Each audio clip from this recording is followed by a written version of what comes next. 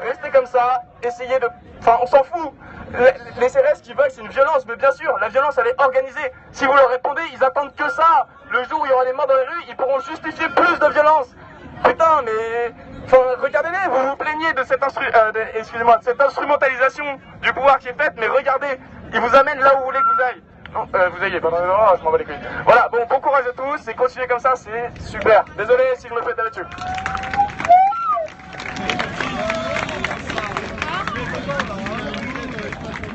Il a une opposition radicale en fait. Opposition radicale, semble-t-il, par rapport... Oui, on m'entend? Oui. Donc je reviens sur ce qui a été dit. Si on fait le bilan de ce qui se passe depuis assez peu de temps, donc on a l'état d'urgence, le 49.3, la perspective fantastique, l'année prochaine, d'avoir une proposition de voter entre la droite et l'extrême droite. Donc effectivement, allez dire ailleurs il se passe des choses horribles, il me semble qu'ici actuellement il se passe des choses horribles et que la démocratie c'est un lointain souvenir. Il faut faire quelque chose.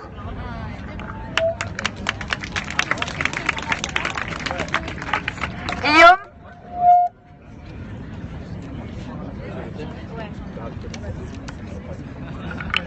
Bonsoir tout le monde en fait. Déjà je voulais dire la première chose, je pense que c'est un peu manqué de lucidité de prendre que les CRS, de croire que les CRS c'est juste des individus qui sont là avec juste leur idée, etc. Non mais attendez, le truc c'est qu'ils sont payés pour un certain métier. Et en l'occurrence, pour faire passer la loi El Khomri, pour faire passer le 49.3 et pour défendre une démocratie qui a démocratie que le nom. Donc moi je voulais dire, la première chose que je voulais dire, c'est que je pense que c'est très bien qu'on soit un millier à discuter ce soir, parce que quand on se rappelle que quand ils ont mis en place l'état d'urgence, il y a plus de 3 mois, l'état d'urgence qu'ils ont déjà prolongé 3 fois, quand ils ont mis en place l'état d'urgence, ils nous ont dit, désormais, vous ne pourrez plus vous rassembler à plus de 3, on vous dispersera. Et bien là on est un millier, on est devant l'Assemblée, et on s'organise pour voir comment on va mener la suite de la lutte, et c'est une très bonne chose. Mais depuis 3 mois, ils n'en sont pas restés à l'état d'urgence. A commencé la loi contre la loi El Khomri, la lutte contre la loi El Khomri, et là ils nous ont gazés, matraqués, dispersés. Et là, comme ils ont vu qu'il n'y avait pas de solution parlementaire pour eux, ils viennent de faire passer la loi en 49.3.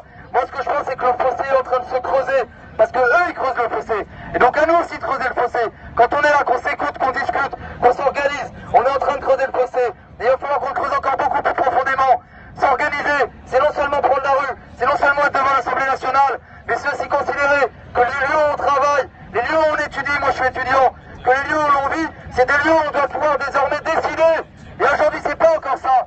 Il faut non seulement qu'on occupe la place de la République, mais aussi les entreprises, comme on a occupé des lycées, comme on a occupé des facs, et qu'on reprenne vraiment le droit de décider sur ce que c'est que notre avenir. Ce qu'ils font là, c'est dans une assemblée, je sais pas si vous avez vu les photos et les vidéos, où ils étaient à peine 10 fois moins nombreux que ce qu'on est ce soir. Ils viennent de décider d'une loi qui casse l'avenir de toute une génération et des travailleurs qui sont déjà en poste. Ils trouvent la légitimité de faire ça. Des gens qui gagnent à peu près 10 fois ce que nous on gagne et qui sont même pas foutus de se déplacer quand ils votent la prolongation de l'état d'urgence. Donc il va falloir qu'on creuse le fossé jusqu'au bout. Et pour creuser le fossé, il me semble que la semaine prochaine elle est assez décisive. Parce que pour la première fois depuis le 9 mars, on a une semaine où il y a 4-5 secteurs décisifs dans l'économie qui ont décidé de se mettre en grève, et pas seulement pour 24 heures. Je parle des marins, la marine marchande, la pêche, etc. Je parle des cheminots, je parle des raffineurs, et je parle aussi des routiers. Qu'on se rappelle en 2010, pour ceux qui ont vécu ce mouvement social, quand les raffineurs ont commencé à bloquer, à occuper les raffineries, on se levait le matin, à 6h du matin, on voyait des queues de centaines de voitures, les cadres qui allaient au boulot, qui avaient peur qu'il n'y ait plus d'essence, parce qu'effectivement, il y avait bientôt plus d'essence. Et donc si ça recommence la semaine prochaine, le mouvement il va prendre une nouvelle ampleur, il va prendre un nouvel essor, et il faut que les nuits debout, que nos AG, ça soit des lieux où on puisse s'organiser pour voir comment est-ce qu'on va sur ces lieux de travail, comment est-ce qu'on crée les liens qui aujourd'hui n'existent pas entre les différents secteurs du travail. Nous, côté étudiants, on va rester organisés, mais on veut servir à ça, on veut aller à la République pour servir à ça. Je termine par une proposition concrète. En 2010, il y avait une raffinerie qui faisait énormément parler d'elle, parce qu'elle a été occupée plus d'un mois, et parce que c'est un peu grâce à elle qu'il y avait presque plus d'essence.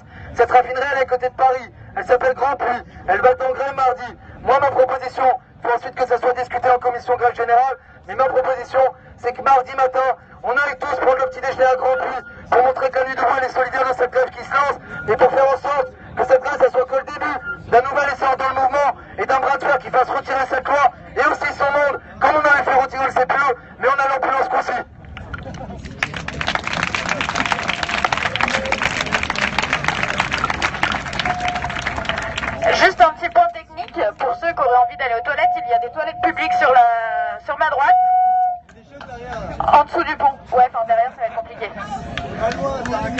Derrière, ça va être compliqué. Bref. Milena.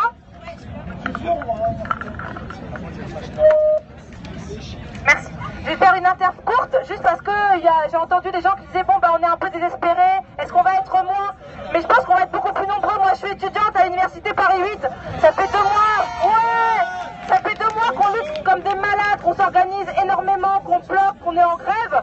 Et ben on va tous venir ici, en fait on a voté en comité de mobilisation il y a 2 jours qu'on allait tous se réunir dans les nuits debout de chaque ville. Donc en fait on va arriver en masse les étudiants et les étudiantes. Donc on va pas arrêter de grossir, on va juste s'organiser autrement. Et c'est ça qui est merveilleux. Ouais, on est auto-organisé sans l'UNEF. Mais c'est vraiment ça qui est important dans cette mobilisation, c'est que moi j'ai fait les retraites, on n'a pas gagné. Mais là avec Nuit debout, il y a plein de relais avec tous les travailleurs et travailleuses qui partent. Là il y a plein de relais et je pense qu'on va y arriver. Je pense que c'est important, comme disait le camarade Guillaume, c'est qu'on aille sur les piquets de grève, etc. Qu'on aille soutenir les travailleurs et les travailleuses. Il a oublié juste en pompe à la BNF par exemple, il y a des vacataires qui sont en grève. Tous les samedis, il y a rendez-vous 14h à la BNF Hall S pour soutien aux précaires vacataires en grève de la BNF. Donc voilà, c'est dans le sud et dans le 13e. Et moi je pense que c'est important d'aller soutenir les travailleurs et les travailleuses, mais c'est important qu'on fasse des trucs aussi nous en tant que Nuit debout. Faut qu'on fasse une grosse occupation, une vraie occupation où on bloque les lieux de pouvoir, parce que c'est comme ça qu'on va vraiment les faire chier. En fait faut qu'on instaure un rapport de force et on a le nombre en fait, on est vraiment nombreux, on a des capacités d'organisation. Juste un dernier truc encore, moi je suis dans la commission féministe de Nuit debout et je pense qu'il faut vraiment qu'on parle de féminisme, parce que il y a des meufs, elles peuvent plus aller à Nuit debout la nuit parce que c'est trop dangereux, parce qu'il y a trop harcèlement, il y a des viols. Donc en fait on va peut-être mettre en place un service d'ordre, mais il faut que tout le monde soit au courant de ça, qui veulent venir avec nous. Il faut vraiment qu'on s'organise, sinon ça va être que la moitié de la population qui va pouvoir lutter. Et juste un dernier truc par rapport au CRS, il y a juste la CGT police qui s'organise et qui remet un petit peu en question les ordres, mais si c'est à eux, c'est à eux-mêmes, c'est pas à nous de dire s'ils sont bien ou pas. En fait c'est à eux de s'organiser collectivement et dire les ordres c'est de la merde, tout est fait pour qu'on frappe les travailleurs et les travailleuses et les étudiants et les étudiantes qui se mobilisent. Donc c'est à eux de s'organiser collectivement s'ils sont contre les ordres qui leur est donné. Voilà, merci et bonne lutte.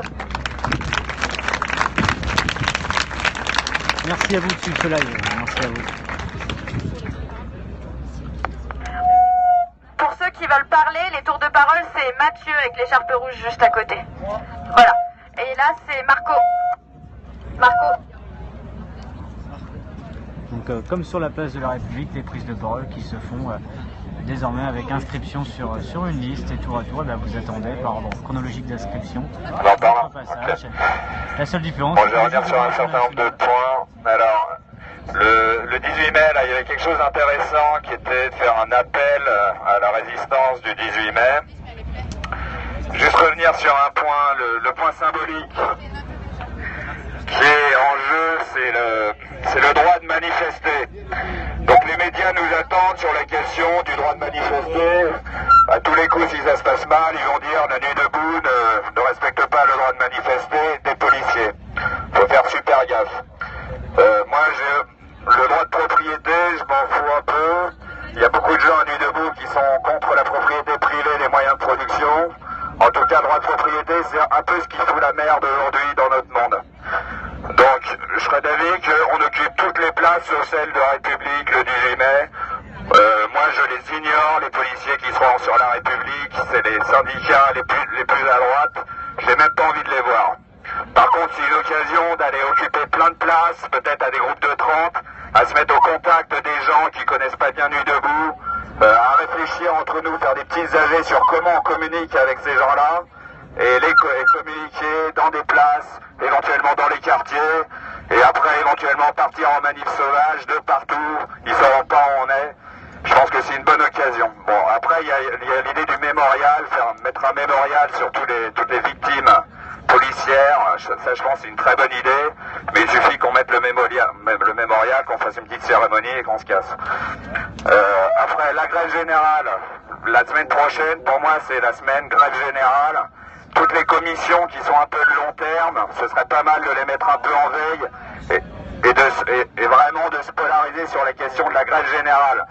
La grève générale, c'est quoi? Les commissions, les mecs, ils dorment pas de la nuit, ils se lèvent à 5h, 6h du mat pour arriver avant que les gens arrivent au boulot. On arrive tous la tête dans le cul, mais on est des petits groupes, on fraternise entre nous, on fraternise avec les syndiqués, et c'est des super moments à passer, et je pense qu'il faut qu'on soit tous dans les lieux de travail la semaine prochaine. En gros, tout, oui, après il y avait la question de la violence. Bon, mon point de vue sur la violence, moi personnellement, la violence policière, j'en suis relativement préservé. La violence économique, j'en suis relativement préservé. Donc j'en suis encore dans une phase où je retarde mon action directement violente, ok? Mais il faut bien comprendre qu'il y a des gens qui subissent cette violence de manière directe et quotidienne depuis longtemps, depuis très longtemps, que ce soit des militants, que ce soit des gens qui subissent le délit de faciès. Il est hors de question qu'on mette un quelconque jugement sur le type d'action qui est fait. Par contre, moi, j'essaye de modérer, bon voilà, mais je veux dire, s'il y en a qui sont dans l'action, que j'aime pas dire violente, mais qui sont dans une réponse directe à une violence qui est faramineuse, qui est une violence symbolique, qui est une violence policière. Le nombre de manifestants qui ont perdu un œil depuis quelques mois, c'est énorme. Ça, faut bien l'avoir en tête. Voilà, donc cette violence-là, ben, les réponses, c'est pas notre responsabilité de donner quel est le moyen de réponse à cette violence-là. Voilà, en gros. Voilà, c'est bon. Un, deux. Alors, peuple français, citoyens du monde, excusez-nous de vous déranger. Attends. Mets-le bien au milieu si on peut. Alors, je ne sais pas si vous m'entendez bien. Non? Alors, je vais essayer de parler comme ça. Voilà. Alors déjà, je viens de Belgique. Sachez qu'il n'y a pas que la France qui essaye de se réveiller. Mais le problème qui se passe et qui se passe actuellement à chaque manifestation, c'est que nous descendons pour les mêmes causes, mais nous ne sommes pas reliés entre nous. Nous sommes plus ou moins 200 sur cette place, mais vos voisins, vous n'avez même pas les numéros de téléphone et les coordonnées de vos voisins. Or que malheureusement, quand nous descendons lors des manifestations, nous sommes divisés par les CRS. Nous sommes gazés et puis embarqués. Or que les CRS, quand ils sont en face de nous, ils ne sont pas plus en général qu'une trentaine en ligne. Si nous avançons en ligne droite, déterminés, nous passons les premières lignes de police et après le trottoir est à nous. Il y a aussi, si chaque citoyen retirait ne fût-ce que 20 € de leur Mister Cash, les banques tomberont. Alors, comme vous pouvez constater, la droite, la gauche, la FGTB, c'est la même illusion démocratique. Quand vous descendez lors des manifestations, tout est balisé. Vous suivez comme des moutons. Vous devez vous organiser, vous structurer et vous échanger vos informations, téléphone ou mail. Comme ça, quand vous descendez, vous êtes déjà organisé lors de la manifestation. Mais quand vous descendez à la manifestation, vous suivez la population, mais vous ne savez pas comment vous devez agir et comment faire. Donc, au bout de 2-3 heures, vous rentrez chez vous et on répète le lendemain la même chose. Or que nous, logiquement, toutes les personnes qui sont ici, sont sur la place, sont des personnes qui sont suffisamment éveillées. Alors il y a le TAFTA, les OGM, le Chentrail, la dette française, la manipulation de la presse et du gouvernement. Il y en a qui essaient de bloquer les communications, mais si vous bloquez les communications, le collectif international Anonymous ne pourrait plus rien faire, car ce que vous ne savez pas, Daesh, et nous allons parler de Daesh, c'est aussi de la manipulation gouvernementale, car les musulmans ne sont pas plus mauvais que les Européens. Et il faudrait peut-être arrêter de chaque fois mélanger les choses. Quand il y a des gens qui essaient de faire des sonnettes d'alarme, directement les associer comme extrême droite. Il y a Sylvain Baron, des décrocheurs, soi-disant il fait partie de l'extrême droite. Moi, soi-disant, Porte le Bec, je fais partie de l'extrême droite. Je ne fais absolument pas partie de l'extrême droite. Je suis là pour la diversion des luttes et pour la communauté de tous. Car il n'y a pas que la France, il y a la Belgique, il y a le monde entier qui est occupé à souffrir. Nous pensons trop à notre petit derrière. Il serait peut-être temps que vous vous retirez le doigt et le petit doigt de votre trou de balle, que vous arrêtez de vous enculer comme des lapins et que vous arrêtez de caillasser les voitures et les magasins de vos commerçants quand l'argent sortira de votre portefeuille tôt ou tard. Vous payez des taxes, des contributions, mais vous continuez à payer des péages et des autoroutes. continuez à vous faire manipuler, mais vous êtes là, tous ensemble, et vous écoutez, mais vous ne prenez même pas les coordonnées des uns et des autres. Alors, en 2018, en 2020, on sera toujours là. Il serait peut-être temps qu'on change les manières de faire. Wake up! Bravo!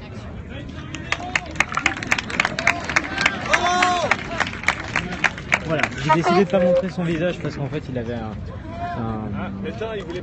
masque et il avait dû l'enlever pour parler, donc j'imagine qu'il voulait préserver son anonymat. Voilà pourquoi j'ai préféré détourner la caméra pendant quelques instants, parce qu'il y avait manifestement une volonté de sa part de ne pas forcément être filmé. En tout cas je l'ai compris ainsi. Donc voilà, donc on continue d'écouter à la suite. Je fais une opposition radicale, je vous explique pourquoi. Moi j'en ai marre des gens qui même ici viennent nous donner des sons, nous dire de nous serrer les doigts du cul. On est là, merde, hein, donc maintenant il faudra arrêter de prendre ce ton condescendant à longueur de temps. Moi j'en ai marre dans les ingénues de vous d'ailleurs que des gens me disent comment je dois vivre. Je suis déjà là, alors rien que pour ça, ça mérite qu'on soit un petit peu fiers de nous et qu'on arrête de se culpabiliser, ça me gonfle, voilà.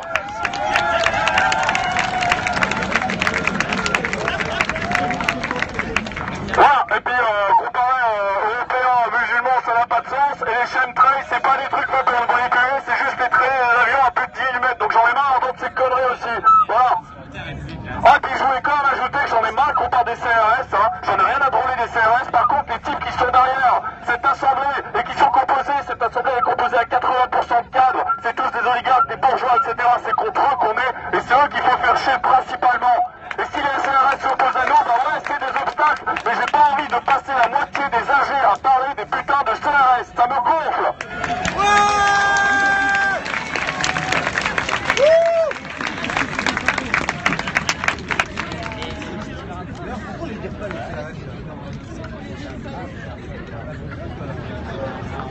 Chers amis, derrière moi, il y a 577 députés.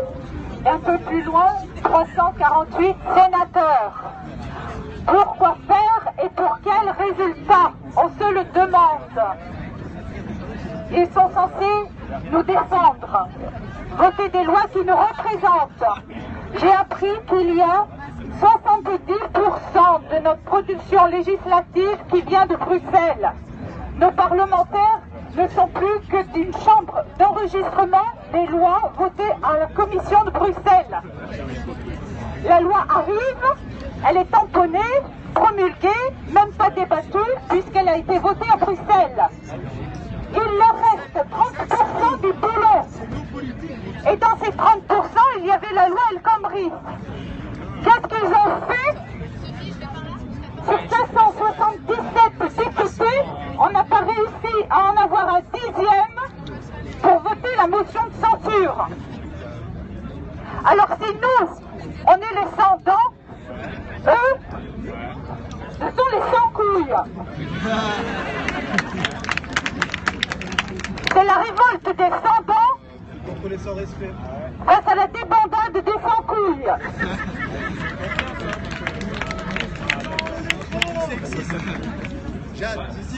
Franchement, il faudrait qu'ils se souviennent qu'en 1789, le peuple de Paris a marché jusqu'à Versailles pour demander des comptes au roi de France.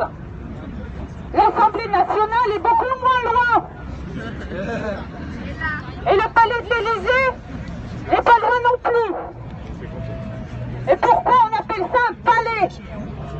Ça fait 2 ans qu'on n'est plus en monarchie. À moins que ça y ressemble encore. Alors je crois qu'il va falloir se décider à taper le poing sur la table. Parce que si on se contente de débattre entre nous, effectivement, les choses n'avanceront pas plus. Un jour ou l'autre, il faudra refaire cette constitution. Il faudra refaire et revoir les institutions de la République et repenser à une autre institution que la 5e République. Elle a vécu, elle est derrière nous, le monde a changé, revoyons toutes les règles.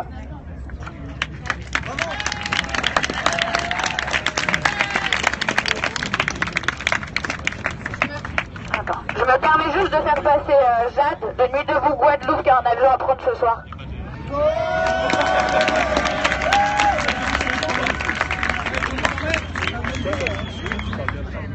Bonsoir tout le monde.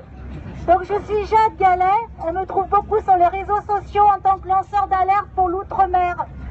Je suis très heureuse d'être avec vous, Nuit debout, à Paris, parce que c'était un souhait que je voulais faire depuis des jours et j'y suis arrivée. J'ai fait 8000 km pour être avec vous aujourd'hui. Je voudrais vous dire que l'outre-mer est avec vous et on est très attentif à ce que vous dites et à ce que vous faites.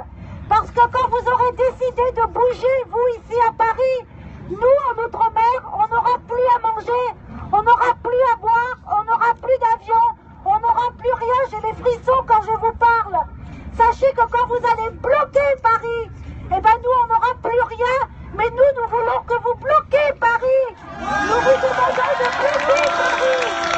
Nous vous demandons de ramener les taxis, les infirmières, les agriculteurs, les CRS, les policiers. Nous voulons tous que vous soyez unis, parce que nous crevons là-bas. Là-bas, nous nous entretuons. Nous sommes le numéro 1 en record de violence. Les CRS